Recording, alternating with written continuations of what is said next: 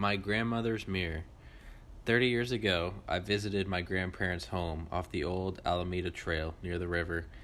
My grandfather had built this house himself, strong foundation and brick walls with the flagstone decor.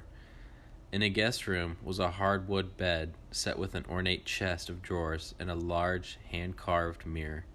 The furniture had been a gift from an older family member, and my grandmother had owned it for longer than any of my family could recall. My grandmother Mary walked me to the guest room, where I would be sleeping while I stayed with them. Grandma Mary was a stern woman, with little patience for children and people altogether, truth be told.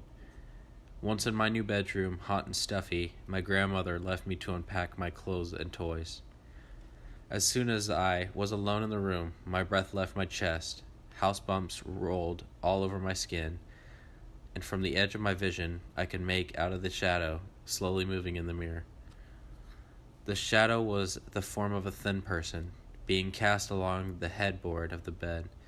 I saw this in the mirror, but when I turned around and faced the window and wall to see my Grandma Mary, the room was empty, and there was no longer a shadow across the bed. For the next 4 days, I was being followed by this shadow wherever I went on the house, always at the edge of my vision. I asked my grandfather if the house was haunted. He laughed at this, but not cruelly. I did, however, give his restless engineering mind terribly ideas. More on that later. I left my grandparents' home the following weekend, going back to my parents' house up on the West Mesa. Months passed. Christmas was here, and just as we had every year before, we packed up to visit my grandparents, and I was never the same again. My then 9-year-old mind was on edge, glancing there and there. Whenever a cousin of mine rounded a corner, my heart was racing. My fears were taking control. The entire evening passed without incident. Not a single sign of what thin shadows was present. 2 of my closest cousins, as I was the youngest in my family, and I wandered off to the back bedrooms to play hide and seek. With nearly my whole family in Linehouse, over 20 of us, I felt safe enough to play. Though I hid from my cousins, I never went back into the guest room with a mirror. Though when it was my turn to seek, I had to check the guest rooms. My hand on the handle was trembling. Tears began welling up in my eyes as a primal fear gripped my entire body, preparing me for what I was about to witness.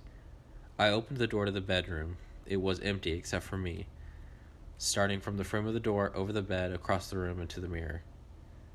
Where my reflection would have stood was a tall, thin, smiling shadow with a dull yellow eye. A subdued, quiet laugh came from the image. After high school graduation, my grandparents gifted that same furniture set, including that evil mirror. Now 30 years later, military retirement, 3 children, 2 college degrees, and that mirror still sits in my garage wrapped in a blanket.